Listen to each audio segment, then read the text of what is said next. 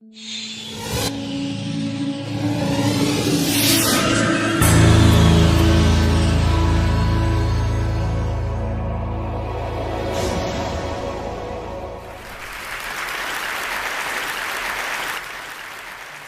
I do, and everything I do professionally, my life, has been shaped by 7 years of work as a young man in Africa. From 1971 to 1977, I look young, but I'm not. I worked in Zambia, Kenya, Ivory Coast, Algeria, Somalia, in projects of technical cooperation with African countries. I worked for an Italian NGO. And every single project that we set up in Africa failed. And I was distraught. I thought, age 21, that we Italians were good people and we were doing good work in Africa. Instead, everything we touched, we killed.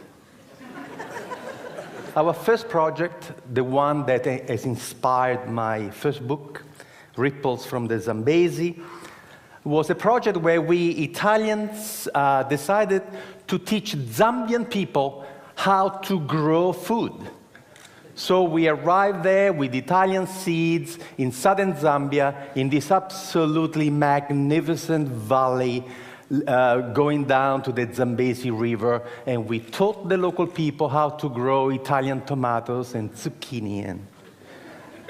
And of course, the local people had absolutely no interest in doing that, so we paid them to come and work, and sometimes they would show up. And we were amazed that the local people in such fertile valley would not have any agriculture. But instead of asking them how come they were not growing anything, we simply said, thank God we're here. Just in the nick of time to save the Zambian people from starvation. And of course, everything in Africa grew beautifully, and we had these magnificent tomatoes. In Italy, a tomato would grow to this size, in Zambia, to this size. And we could not believe. And we were telling the Zambians, look how easy agriculture is. When the tomatoes were nice and ripe and red, overnight, some 200 hippos came out from the river and they ate everything. And we said to the Zambians, my God, the hippos! And the Zambians said, yes, that's why we have no agriculture here. Why didn't you tell us? You never asked. I thought it was only us Italians blundering around Africa, but then I saw what the Americans were doing, what the English were doing, what the French were doing, and after seeing what they were doing, I became quite proud of our project in Zambia, because you see, at least we fed the hippos. You should see the rubbish.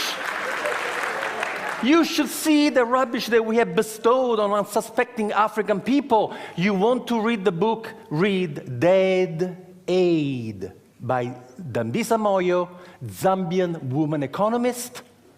The book was published in 2009. We, Western donor country, have given the African continent $2 trillion American in the last 50 years. I'm not going to tell you the damage that the money has done. Just go and read her book. Read it from an African woman, the damage that we have done. We Western people are imperialist, colonialist, and missionaries. And there are only two ways we deal with people. We either patronize them or we are paternalistic. The two words come from the Latin root pater, which means father. But they mean two different things. Paternalistic, I treat anybody from a different culture as if they were my children. I love you so much. Patronizing, I treat everybody from another culture as if they were my servants. That's why the white people in Africa are called Bwana, boss. I was given a slap in the face reading a book, Small is Beautiful, written by Schumacher, who said, Above all, in economic development, if people do not wish to be helped, leave them alone. This should be the first principle of aid. The first principle of aid is respect. This morning, the gentleman who opened this conference lay a stick on the floor and said, can you imagine a city that is not neocolonial? I decided when I was 27 years old to only respond to people. And I invented a system called enterprise facilitation, where you never initiate anything, you never motivate anybody, but you become a servant of the local passion, the servant of local people who have a dream to become a better person. So what you do, you shut up, you never arrive in a community with any ideas, and you sit with the local people. We don't work from offices. We meet at the cafe. We meet at the pub. We have zero infrastructure. And what we do, we become friends. And we find out what that person wants to do. The most important thing is passion. You can give somebody an idea. If that person doesn't want to do it, what are you going to do? The passion that the person has for her own growth is the most important thing. The passion that the man has for his own personal growth is the most important thing. And then we help them to go and find the knowledge, because nobody in the world can succeed alone. The person with the idea may not have the knowledge, but the knowledge is available. So years and years ago, I had this idea, why don't we for once, instead of arriving in a community to tell people what to do, why don't for once listen to them, but not in community meetings? Let me tell you a secret. There is a problem with community meetings. Entrepreneurs never come. And they never tell you in a public meeting what they want to do with their own money, what opportunity they have identified. So planning has this blind spot. The smartest people in your community, you don't even know, because they don't come to your public meetings. What we do, we work one-on-one. And to work one-on-one, you have to create a social infrastructure that doesn't exist. You have to create a new profession.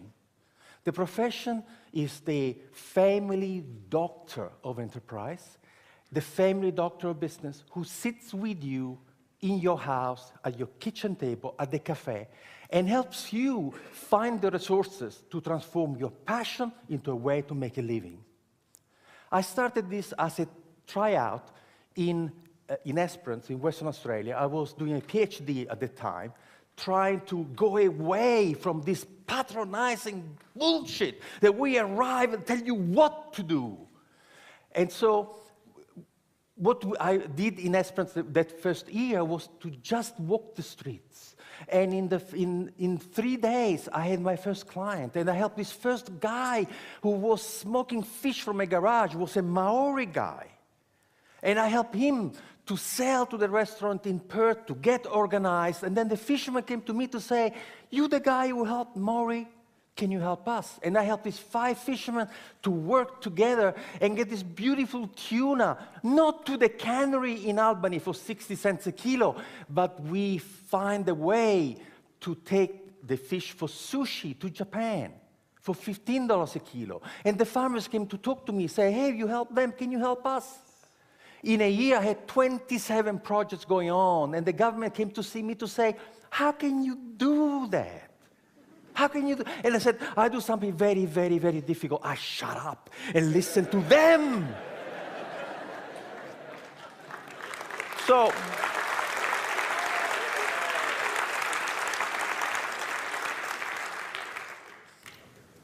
the government says, do it again. We've done it in 300 communities around the world. We have helped to start 40,000 businesses. There is a new generation of entrepreneurs who are dying of solitude. Peter Drucker, one of the greatest management consultants in history, died aged 96 a few years ago. Peter Drucker was a professor of philosophy before becoming involved in business. And this is what Peter Drucker says: planning is actually incompatible with an entrepreneurial society and economy. Planning is the kiss of death of entrepreneurship. So now you're rebuilding Christ Church without knowing what the smartest people in Christ Church want to do with their own money and their own energy. You have to learn how to get these people to come and talk to you. You have to offer them confidentiality, privacy. You have to be fantastic at helping them. And then they will come, and they will come in droves. In a community of 10,000 people, we get 200 clients. Can you imagine in a community of 400,000 people, the intelligence and the passion? Which presentation have you uploaded the most this morning? Local, passionate people. That's who you have uploaded. So what I'm saying is that entrepreneurship is where it's at. We are at the end of the first industrial revolution, non-renewable fossil fuels, manufacturing, and all of a sudden, we have systems which are not sustainable. The internal combustion engine is not sustainable. Freon way of maintaining things is not sustainable. What we have to look at is at how we feed, cure, educate, transport, communicate for 7 billion people in a sustainable way. The technologies do not exist to do that. Who is going to invent the technology for the green revolution? Universities, forget about it. Government, forget about it. Would be entrepreneurs, and they're doing it now. There's a lovely story that I read in a futurist magazine many, many years ago. There was a group of experts who were invited to discuss the future of the city of New York in 1860. And in 1860, this group of people came together, and they all speculated about what would happen to the city of New York in 100 years. And the conclusion was unanimous. The city of New York would not exist in 100 years. Why? Because they look at the curve and say, if the population keeps growing at this rate, to move the population of New York around, they would have needed 6 million horses. And the manure created by 6 million horses would be impossible to deal with. They were already drowning in manure. So 1860, they are seeing this dirty technology that is going to choke the life out of New York. So what happens in 40 years' time, in year 1900, in the United States of America, there were 1,001 car manufacturing companies. 1,001. The idea of funding a different technology had absolutely taken over. And there were tiny, tiny little factories in backwaters, Dearborn, Michigan, Henry Ford. However, there is a secret to work with entrepreneurs. First, you have to offer them confidentiality, otherwise they don't come and talk to you. Then you have to offer them absolute dedicated, passionate service to them. And then you have to tell them the truth about entrepreneurship. The smallest company, the biggest company, has to be capable of doing 3 things beautifully. The product that you want to sell has to be fantastic. You have to have fantastic marketing. And you have tremendous financial management. Guess what? We have never met a single human being in the world who can make it, sell it, and look after the money. Doesn't exist. This person has never been born. We've done the research. And we have looked at the 100 iconic companies of the world: Carnegie, Westinghouse, Edison, Ford, all the new companies, Google, Yahoo. There's only one thing that all the successful companies in the world have in common. Only one. None was started by one person. Now we teach entrepreneurship to 16 years old in Northumberland, and we start the class by giving them the first 2 pages of Richard Branson's autobiography. And the task of the 16 years old is to underline in the first 2 pages of Richard Branson's autobiography how many times Richard uses the word I and how many times he uses the word we. Never the word I and the word we, 32 times. He wasn't alone when he started. Nobody started a company alone. No one. So we can create a community where we have facilitators who come from a small business background, sitting in cafes, in bars, and are your dedicated buddies, who will go to you what somebody did for this gentleman who talked about, this epic. Somebody who will say to you, what do you need? What can you do? Can you make it? Okay, can you sell it? Can you look after the money? Oh, no, I cannot do this. Would you like me to find you somebody? We activate communities. We have groups of volunteers supporting the enterprise facilitator to help you to find resources and people. And we have discovered that the miracle of the intelligence of local people is such that you can change the culture and the economy of this community just by capturing the passion, the energy, and imagination of your own people. Thank you.